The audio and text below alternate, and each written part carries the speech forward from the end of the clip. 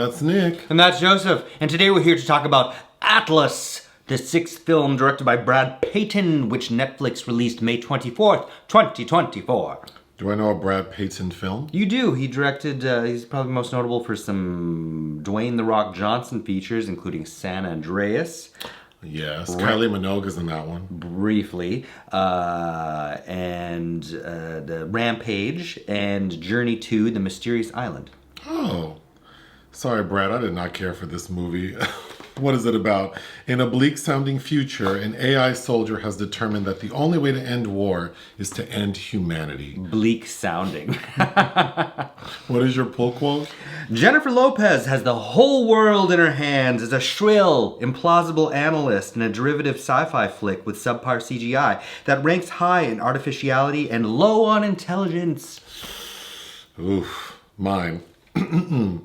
J-Lo is no Sigourney Weaver. No. And this sure ain't Aliens. This film should be called Shrill.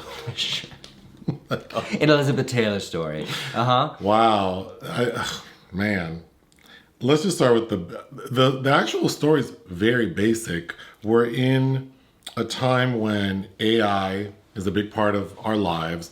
And we see that there's an incident where an AI bot played by Simu, who's playing Harlan, goes like he becomes like an AI terrorist and decides that because he's saying his mission, like he was programmed to do what's best for humanity, and so he has decided that based on mankind and the history and what he predicts for the future, the best thing to do is end humanity and start fresh. So there's an incident where he ends like millions of humans end up dying. And I was very confused why, but then he decides to flee. Like he hops on a rocket ship and flees Earth. And we see him say, "I'll be back to finish what I started." We flash forward 28 years. And it's important to know that the woman, the female scientist who created Harlan, she had a daughter named Atlas. And Atlas was very close with Harlan because she was there during the development of this AI bot. So 28 years later, we see that Atlas grew up into Jennifer Lopez. And Jennifer Lopez's character is, we're told she's an analyst, but she also wants to be like a soldier, a ranger. And then we also find out that she developed some like technology that basically created a force field around Earth, which is very confusing to me. Like those three tasks don't all seem like they belong in the same vein. But her mission is she's wiggled her way into she discovers what planet Harlan has escaped to. But we find out it's all a setup. Like Harlan wanted J-Lo to go find him. Because his plan to destroy humanity is to basically drop like a nuclear bomb on Earth. But he can't do it without taking down the force field J-Lo developed. So he lured her to this planet he's hiding on to get the secret code. So he can poke something in her brain and extract that code. Which we need to talk about. He's successful, and then we see that the ship is leaving with a nuclear bomb, but of course she's able to take it out. And then there's a final showdown with her and Harlan. She kills him. But it's important to know that this movie is 2 hours, and it feels like 40 minutes too long. But an hour of this movie is her trying to sync with this robot, a la Pacific Rim or Avatar. She's resisting the sync. But she's resisting it because she doesn't trust AI because of what happened to humanity and her mother. Because we find out that basically Harlan killed her mother and she feels responsible. But she has synced with her robot named Smith. And I thought Smith was the best character in the movie. Like the voiceover and the writing of this robot. And Smith ends up having to like self-destruct in order to save J-Lo, which I didn't understand, and we can talk about it. But she's obviously rescued and brought back to Earth, and now everything's back to being great because this AI terrorist is now dead. And then we see that she's become a ranger finally. And the final scene is her getting into her AI bot, and it would appear that the AI inside is Smith. Which I don't know why they're alluding to it. It could just be that. Yeah. Because why can't the AI's consciousness be uploaded to the cloud and downloaded to this new thing? But they don't give us that to at least give us a satisfying ending. They want some ambiguity because, otherwise it just seems like dreams do come true, right? But I thought this movie was a big miss. Like, where to begin? Well, let's begin with her name, Atlas from Greek mythology, which, Atlas balances the world on his shoulders. That's why Ayn Rand's Atlas Shrugged, that's the meaning of that title. And then Atlas Shepherd, like the shepherd of humanity. It should have been called Atlas Shepherd Shrugged. Or obviously Shrill Atlas Shrugged. But there's not even like her character development, like her name and what she's doing is obvious, but like there's no sense of like what her mission is. Like we just see that 20 years later, this little girl, by the way, and I'm not trying to shade J-Lo like it always seems like I am, even though she is going on my worst hair list, which I'm getting to. But we find out that when her mother died, she was 11. Mm-hmm. And that's when old boy fled. And then 20 years later, so does that mean J-Lo's character is 39? Apparently. I just think that's silly. This is not a 39-year-old woman playing this movie. Like, she doesn't look 39. And I don't know, it's such a specific number. What? And then it doesn't make sense that her dream is to be a ranger. And then when she finally makes ranger, we see that all these other soldiers are like young people. They're all in their 20s. Well, yeah, J-Lo's, she's nearing retirement age, right? So she's a beautiful woman, and with a great physique, but it's like, This is a mature woman. It just doesn't make sense. But then since I mentioned it, her hair is so confusing to me. She's wearing this wig, and to be clear, the texture, the color, beautiful. The actual quality of the hair, fantastic. But this wig is sitting on her head in a way that, how many times did I say, I don't understand her hairline? Mm-hmm. It almost looks like a comb over. Because I've had a few clients back in the day, women who were suffering from a pattern of baldness where their hairline's really far back. And so what they do is basically a comb over. So her character looks like she has a comb over. Mm-hmm. And they're trying to make her look studious. So then I thought, they give her this raggedy updo and then these glasses. It just... I think casting and how the character is written by Leo Sardarian and Aron Eli Coleite, who wrote the Spiderwick Chronicles series recently, her behavior does not match her accomplishment.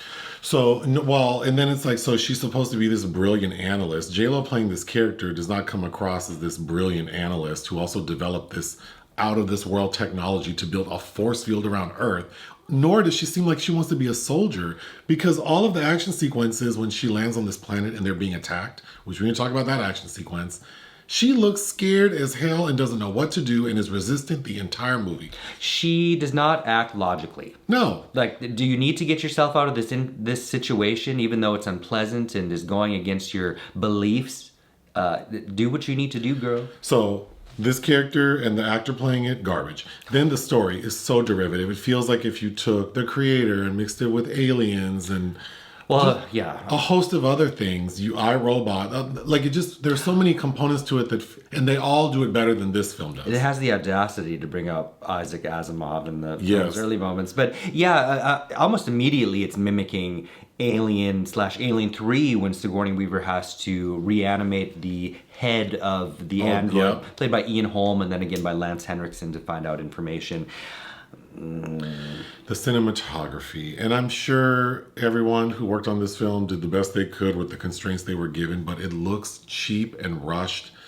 The first main action sequence the military group or the agency that's going up there, they're called ICN, International Coalition of Nations, and they're basically protecting the globe from AI, specifically Harlan and whatever he's going to do. So when they get up there, they're immediately attacked, and they're all flying in these mech units that look like RoboCop, like from from Aliens or RoboCop. That other Chappie, all those very things. Familiar. All those things. That action sequence felt like if you took a video game from 15 years ago, like a 2-player game where there are these robots in the sky, and you're just hitting the keys like this. Yeah, it's almost like what Cinematography, which John Schwartzman serves as the DP, who did Armageddon and Seabiscuit. It was so unsatisfying. It was chaotic. Mm-hmm. And I can think of several examples of action sequences that are very busy that work very well, because they know how to focus the attention on the main action, but then still giving you space to see the little details.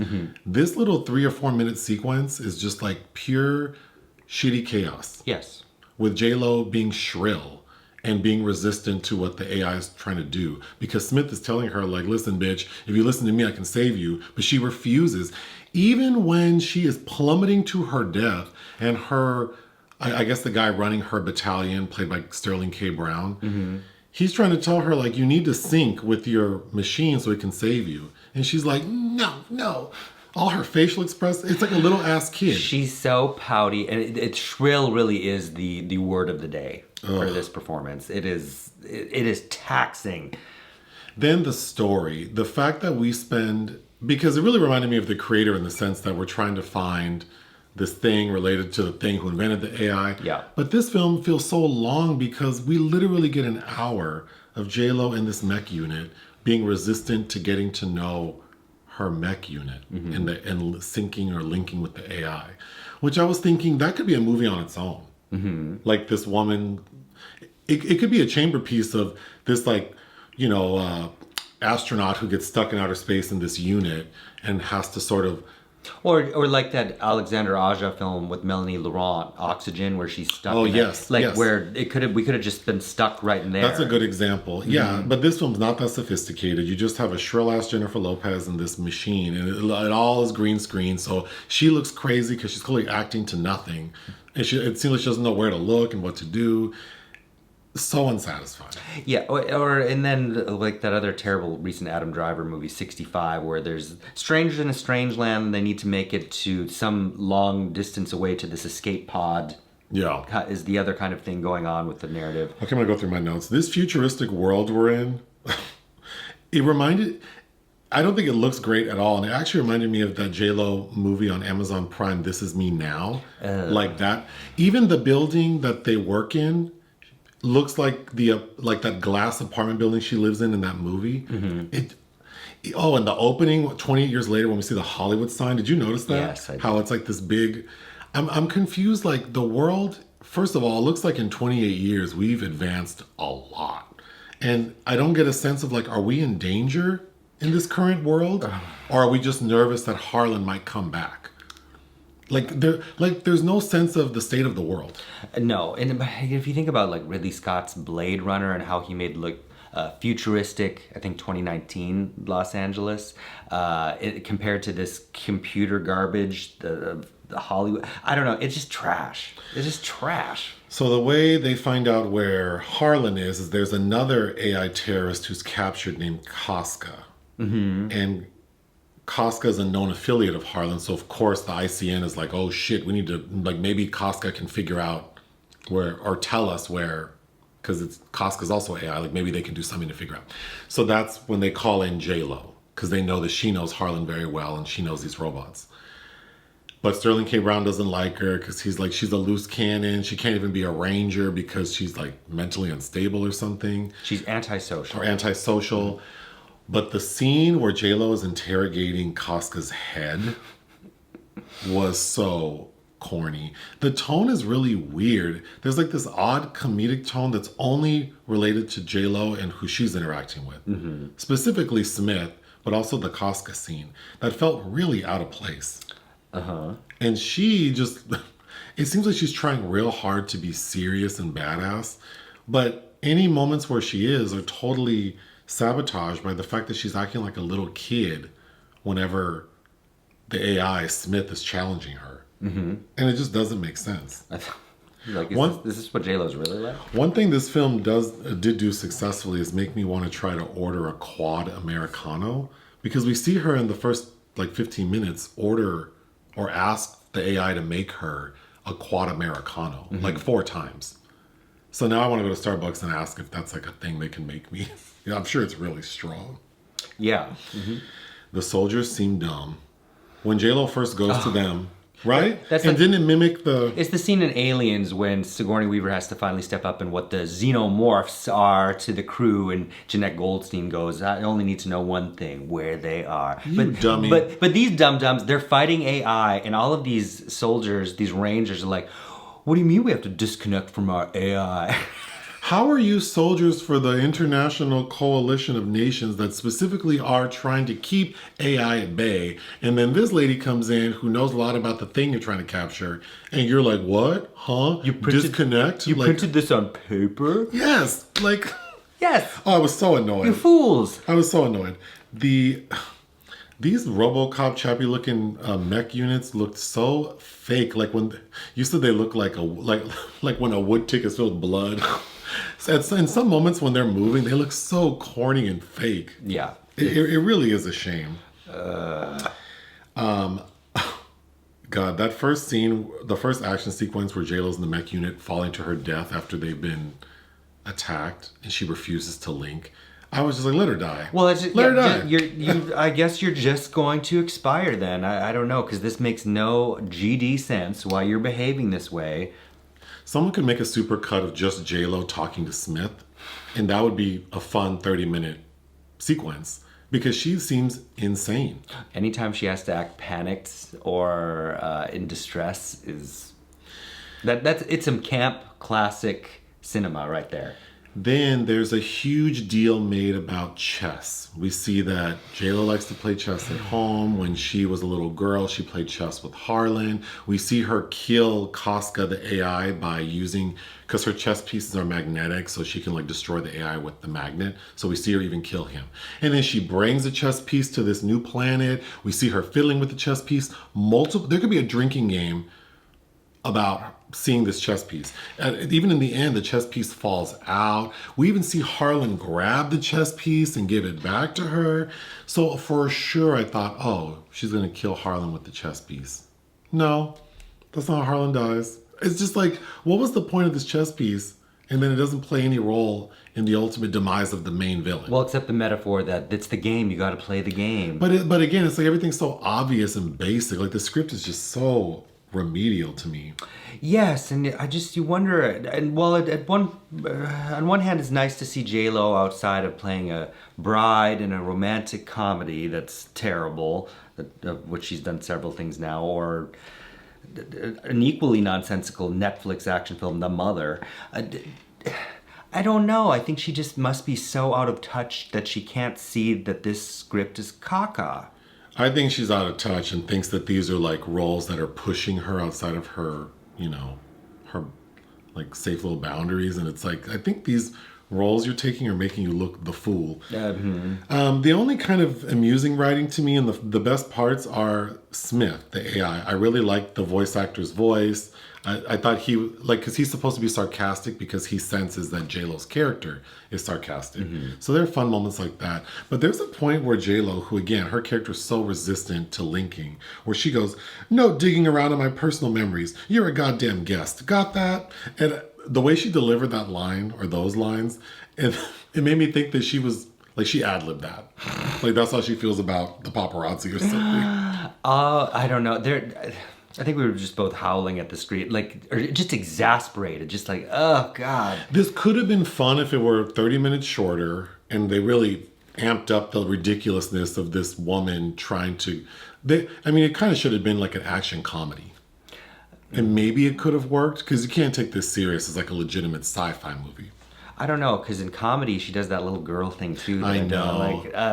And then the personification, the visual of Smith that her eye is going to when she's addressing him, it looks like this floating ovum. Yes. Oh God, the pacing is like, we're told that once JLo's character, like after she's attacked and all her compadres are killed, she's still not putting two and two together that she was lured there and that they really want her. But Smith, the AI, the mech unit is telling her, I only have a certain percentage of power left. So if we don't get you to the rescue site, we're both going to perish. So there's a strict time limit. And this script does everything it can to just like meander about. There's a point when she's like, first she wants to like spend time grabbing some of the soldiers' dog tags, even though she doesn't know them and they were kind of idiots to her. I mean, they did save her. It is honorable, but it's just like, we're on a time crunch. Then there's a point when they're just tiptoeing through the tulips, literally, and find this plant. And Smith, the AI bot, goes, oh, this is a new form of... You're the first human. You're the first human here, so like Usually the first human gets to name the bullshit. And she names this new flower Planty, and it's supposed to be funny. Then there's a moment at the end when she's been captured by Harlan, and he's extracted the secret codes by jamming a needle in her eye, which was kind of gruesome. We don't fully see it, but then her eye's fine. But then when he did it to Sterling K. Brown, his eyeball was popped out and bleeding, so I don't know how that's different. But she only has 5 minutes of oxygen left. And Sterling K. Brown's like, you gotta, like, here, take my link unit, which is like a Bluetooth earpiece, and link with Smith so he can help save you. And what does she decide to do? Well, she's not completely synchronized. She's only 93% linked, and she needs to be 100%. So then we get, in the 5 minutes that she has air left, she decides to tell, I guess, the audience and Smith about why she's so traumatized with the AI and why she doesn't trust anyone. And then we see the flashback of how she's the reason Harlan got the technology to link into humans' brains, and that it's Harlan who's responsible for killing her mother. So that's why J-Lo feels responsible for the death of her mother. If you were to excise all of the exposition from this script, you would have a half-hour movie. This is all, it's all laying pipe. Yeah. All laying pipe in the most clunky way possible. It's like, there are other ways to do that. The writing's bad because in the very end, the only character I felt for was the AI, Smith. And I did get a little teary-eyed when he basically sacrificed himself. But we need to talk about that because he says, oh, I don't have enough energy to get you to the drop-off. Mm-hmm. And I'm programmed to protect you. So my only option is to shut down and give you my oxygen. Mm-hmm. First of all, why does he need to give her, why does him giving her his oxygen kill him? He's a robot. And also, the rescue team comes to the spot where she is with him. Mm-hmm. Like, she's sitting next to this dead robot when the machine comes down. Mm-hmm. So I'm so confused. Like, weren't you at the rescue site, and couldn't he have just stayed alive long enough to see her get sent off to safety? I don't know, but at this point, she's head over heels in love with Smith and is pounding on his desiccated carriage for him to stay alive. The movie is so drawn out. It is just so drawn out. And then the end joke with, who's the guy who's playing her boss? Mark Strong. So then Smithy's dead, right? Like, apparently his consciousness didn't go to the cloud.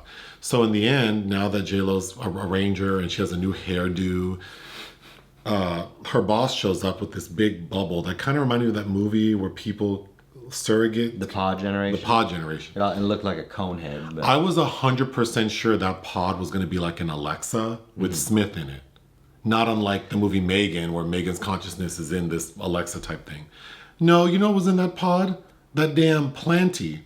And even her boss goes, some idiot named it Planty. And she goes, well, that was me. Are these supposed to be jokes? Like, what? Why? I mean, I know you're just an analyst, Atlas, but also an analyst. Like, Planty.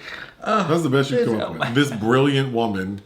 I was just really disappointed. All the obvious things that could have made this so much more fun and emotional and like a thrill ride, they forego to do. I mean, I don't know if it was just like, I didn't bother to read about the production. Like, did this movie get greenlit because J-Lo decided to do it? And that's why there's way too much time spent on her. It's kind of like almost the Halle Berry syndrome a little bit. It's just like, why are these the scripts you're choosing to do? Like, why is this the point of interest for you? Well, I can be done. What would you give Atlas? I would give it 0.5. I would have given it higher had it been shorter, so maybe we can enjoy the more campy moments, but it just feels so drawn out on top of all the other complaints. It's a 0.5 out of 5. Anything else? Throw it away.